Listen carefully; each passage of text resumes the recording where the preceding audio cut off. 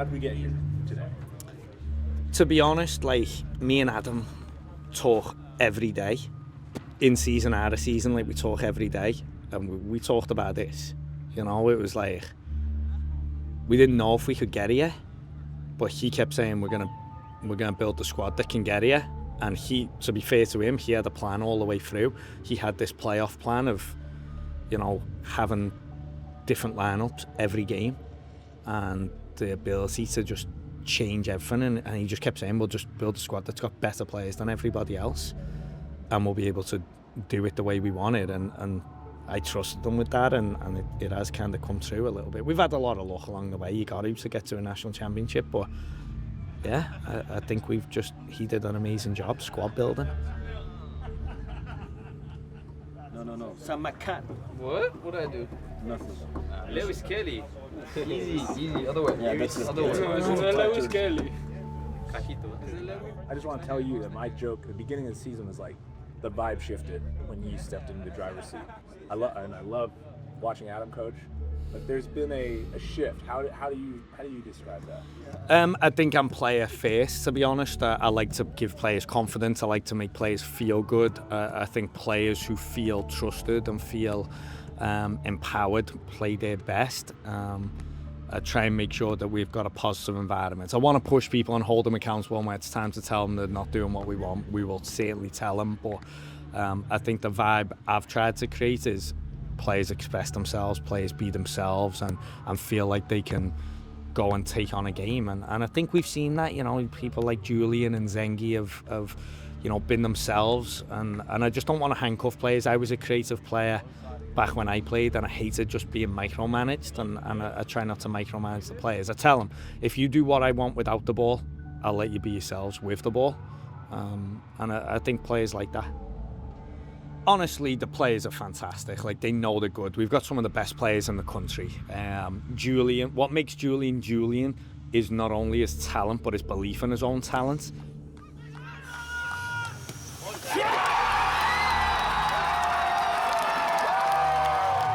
And you see when he's been coming on as sub, he knows he can change a game. But I think, again, we tried to empower the players to say, we trust your abilities. If I was trying to tell them different things, like, go do this, go do that, that's almost like taking away from who they are. And I think when players are allowed to be themselves, that's the best version.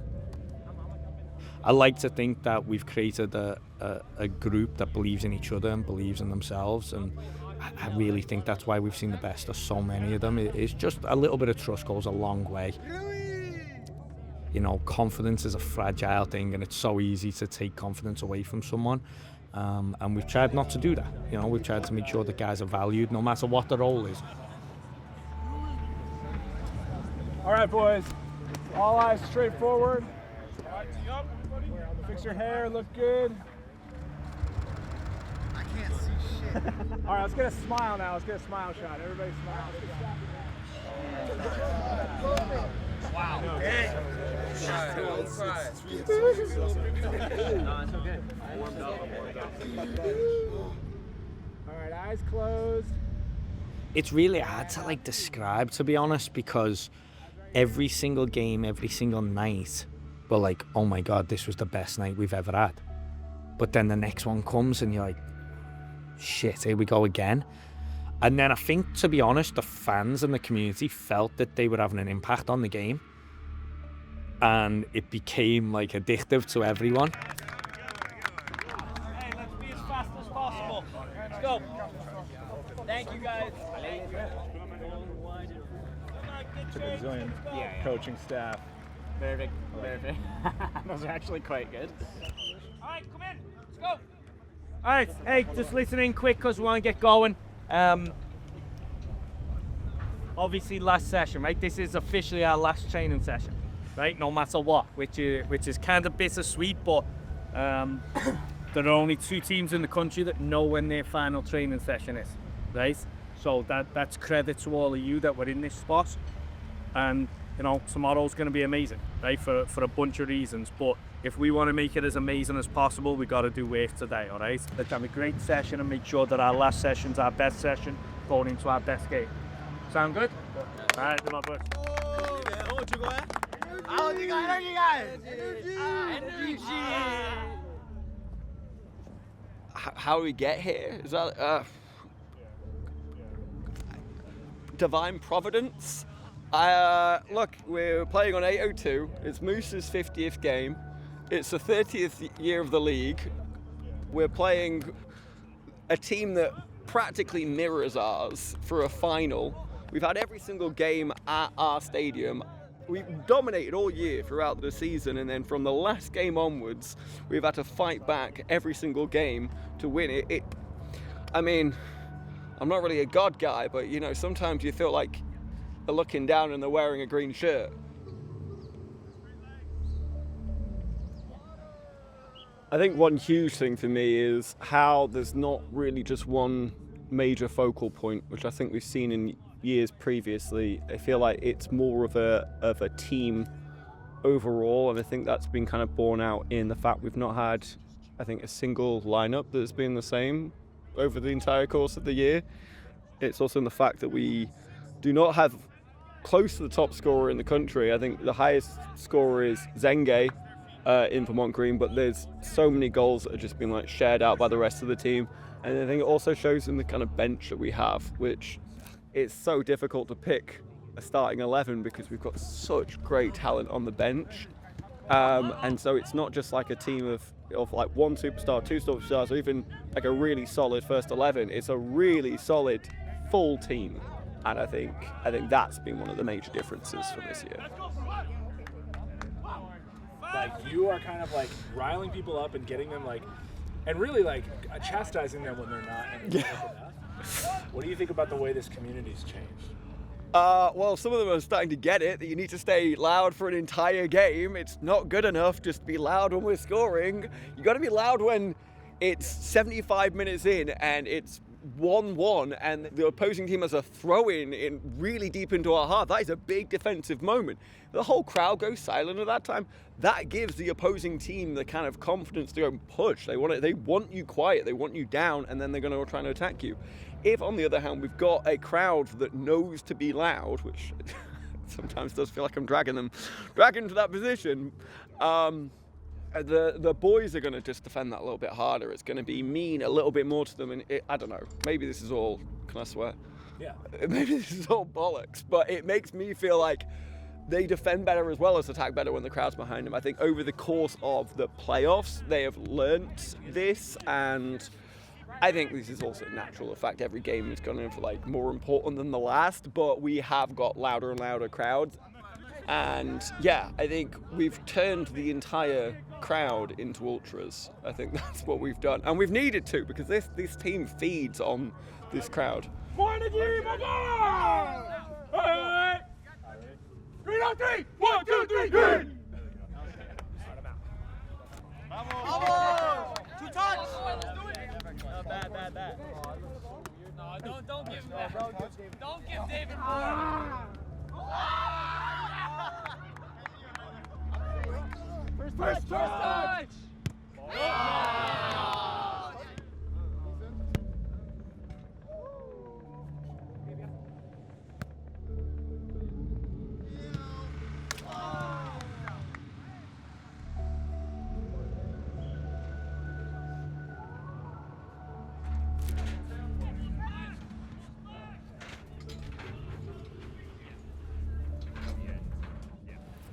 Due to increasing popularity and a ceiling of 2,500 seats in stadium, we are now pushing ourselves to let more folks be a part of this club, be a part of the national final journey we've been on.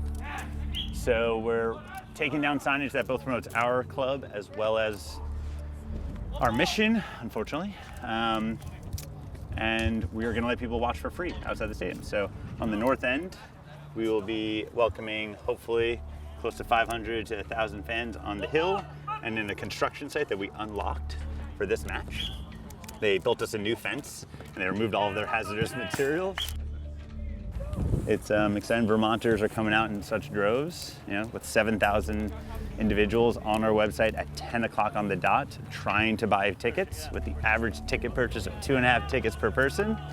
We fully believe we could have sold out 15,000 seat stadium. It feels unfortunate that Vermont has not been been provided with the facility that can host events of the size that we hope to be able to host.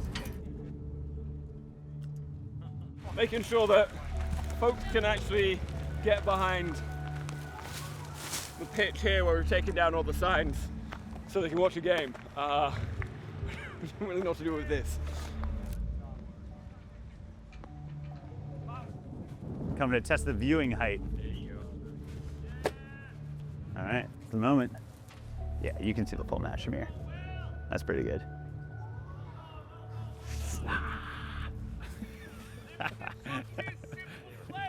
The secret is, no matter the result on Saturday, we have won because of this community, the way we've all come together to really support this club into the journey we've been able to take on this summer.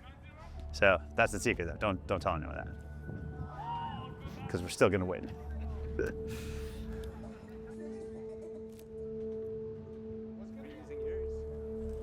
Whether it's like divinity, whether it's like fate, whether it's like something bigger like going on, it's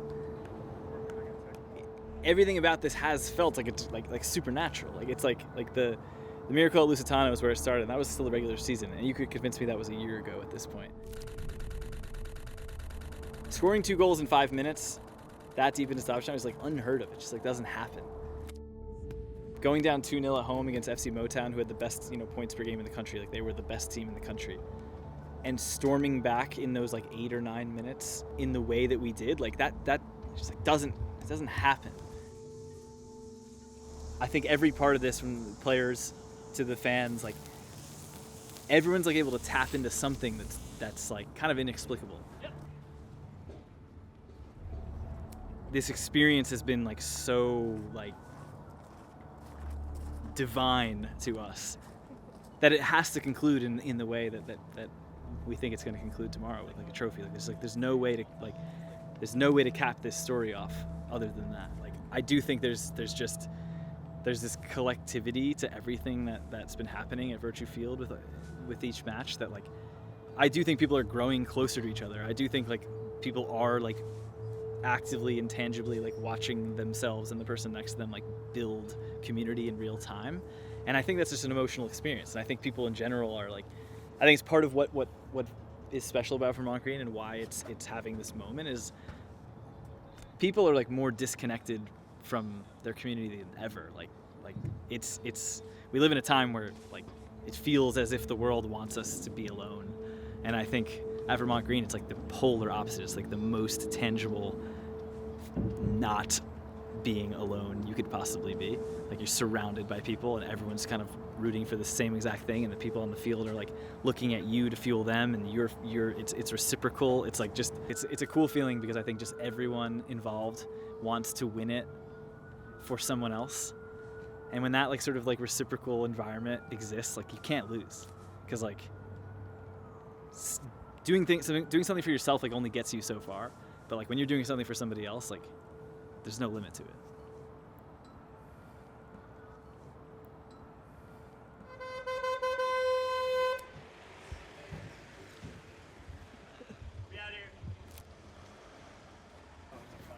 What up? I just wanted to roll onto my hand. Go ahead. No, good. Do you guys? Yeah. We got a new flavor, lemon elation and the yerba. Yerba mate flavor? Yeah, probably eating like. This feels like being in Seattle or Portland or Toronto or Atlanta for an MLS Cup, or being in Kansas City for an NWSL Championship, where it's all anyone in the market can talk about. It's all anyone's wearing. It's all anyone's interacting about. I think you can see from the energy around Vermont and around, quite honestly, the world around this game. People are really, really excited about this, what they've built, the way they've connected it to more than just sports, right? Having a social justice and environmental lean that I think people can feel like they're rooting for more than just 11 players kicking a ball into a goal. And then I think the connection the community has made quickly with the sort of figures, whether it's Owen O'Malley, whether it's the coaching staff, whether it's the owners or the founders, I think people feel like they're represented as part of this.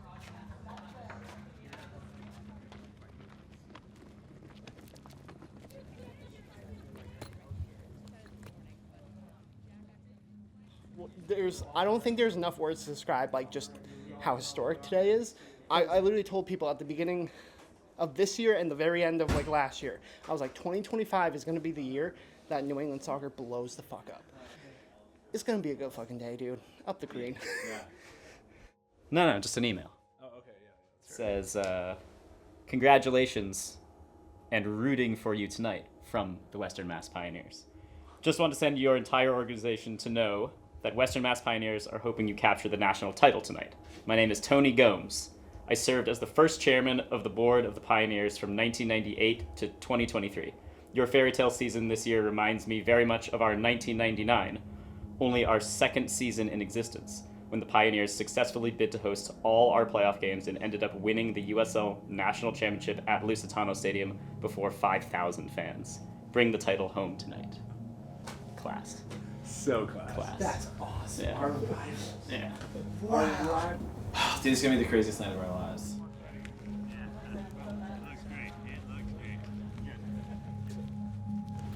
This is the banner for the day. So my wife spent the last week. It's 20 feet by 20 feet, so it's absolutely massive. So we're gonna trial it right now to see if it works.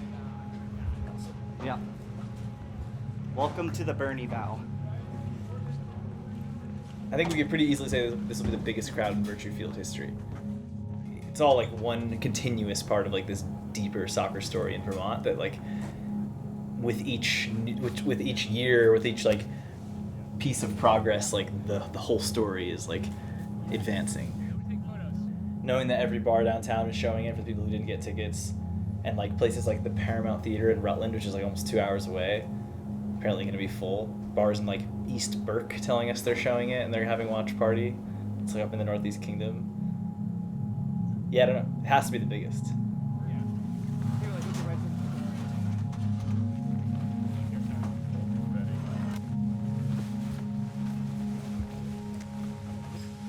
you guys to hold it. Yeah. Especially like around the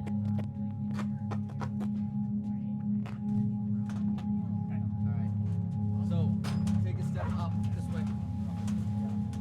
All right, so then we have you and El Gato on the south end.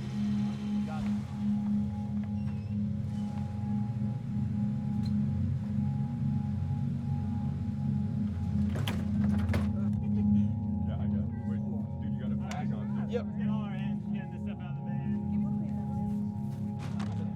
So good. This is Don, dude. He's an all-star. He makes this stuff go. We love him. Well, I'll be on the gate, checking people. Yeah, and I'm ready to do it. Yeah. Don's an artist, dude. He's an artist. He's the best of us.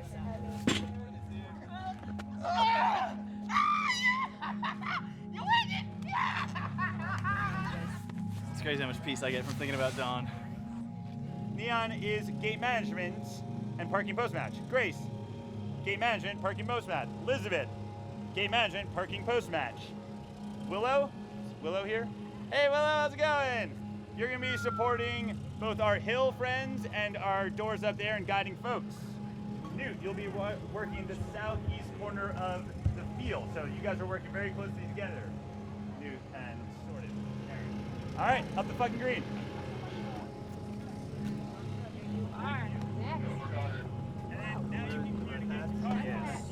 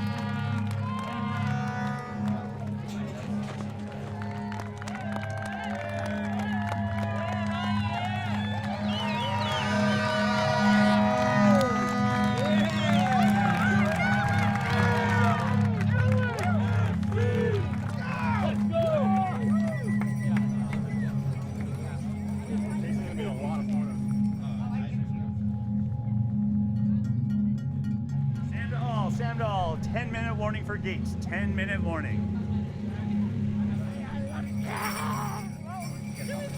That's like the biggest, most concerning thing from the league. At the final whistle or any point in the match, no one crosses the barrier onto the field. Yep. And we can't even storm the field at the end because there's like a 15-minute long trophy ceremony. After that, we'll open the gate, we'll let kids go crazy, but we have to do the whole ceremony first. Hopefully, they'll be uploading it. It's time. Let's go. Yeah. We finally have a church to come to, and that is the Vermont Grace. Stand to all. 5 minutes till gates, 5 minutes. Please go to all of your stations immediately. Thank you. What are we doing?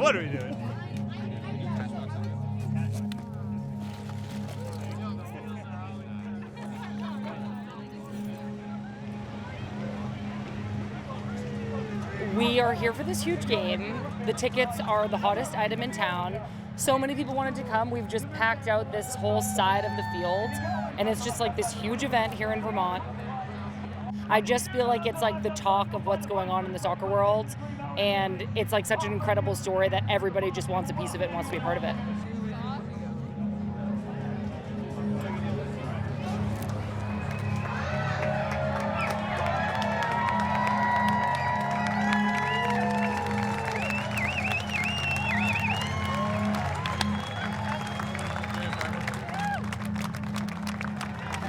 How the hell did we get into this mess? I mean, they just kept winning. I feel like playoffs started and I started going to the early playoff games being like, we could be the last one, like who knows, like they've never made it this far. And then they just kept winning and they've been so unbelievable. And it has been like so much fun for all of Vermont.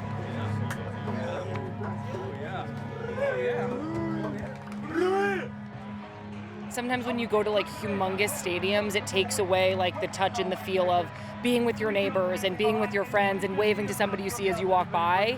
I feel when I come here to these games like I know people everywhere I turn, and that's what makes me want to come back is just I've seen them before. It feels really like my community, my neighborhood. It feels like I belong here, and like I don't think any of us would miss this for the world.